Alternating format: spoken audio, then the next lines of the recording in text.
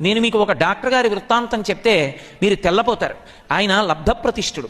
ఎముకల వైద్యంలో ఆయనకు ఆయనే సాటి. ఎముక విరిగిపోతే ఆయన ఎంత గొప్పగానైనా కట్టుకట్టి ఎక్కడి ఎముకనైనా సరే అతుక్కునేటట్టు చెయ్యగలిగినవాడు. కానీ ఆయనకి పట్టుకున్నటువంటి డబ్బు జాడ్యం అంతా ఇంతా కాదు. ఆఖరికి ఆయన ఏ స్థితికి కిందకి దిగజారిపోయాడంటే, ఎముకలు విరిగిపోయినటువంటి వాళ్ళు ఎవరైనా ఆయన దగ్గరికి వచ్చినప్పుడు 200 రూపాయలు ఇచ్చిన వాడైతే ముందు చూస్తాడు, 100 రూపాయలు ఇచ్చిన వాళ్ళైతే వెనక చూస్తాడు.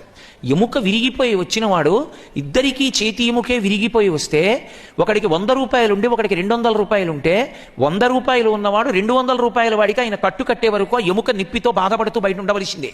చూడడం ముందు 200 ఎవరిచ్చారో ఆయనకి కట్టు కడతాడు. 100 రూపాయలు ఎవరిచ్చారో వాళ్ళు వీధిలో కూర్చోవాలి. 200 వాళ్ళందరినీ చూశాక 100 రూపాయల వాళ్ళని పిలుస్తాడు. అప్పుడు 100 రూపాయల వాళ్ళకి కట్టుకడతాడు. ఆ డాక్టర్ గారి దగ్గర వైద్యం కోసం వెళ్ళే వాళ్ళు ఉంటారేమో, కానీ ఆ డాక్టర్ గారి పేరు చెప్పి పిల్లలకి ఏం చెప్తారంటే, అలా మాత్రం బ్రతకద్దని చెప్తారు, అలా డబ్బు సంపాదించకని చెప్తారు, అలా నువ్వు ఎప్పుడూ నా కొడుకుగా మిగలొద్దని చెప్తారు. అంటే డబ్బు సంపాదించాడేమో, డాక్టర్ అయ్యాడేమో, కానీ ఏ తండ్రి అయినా అలా బ్రతుకు అని చెప్పడానికి ఆస్కారం ఉందా? కేవలం చదువుకోవడం వల్ల పేరు ప్రఖ్యాతులు ఉండవు. చదువుతో పాటుగా సంస్కారం అబ్బినప్పుడు, సమ్యక్ కరహ సంస్కార, ఎలా బ్రతకాలో అలా బ్రతకడం నేర్చుకున్నప్పుడే ఆ చదువు పనికొస్తుంది.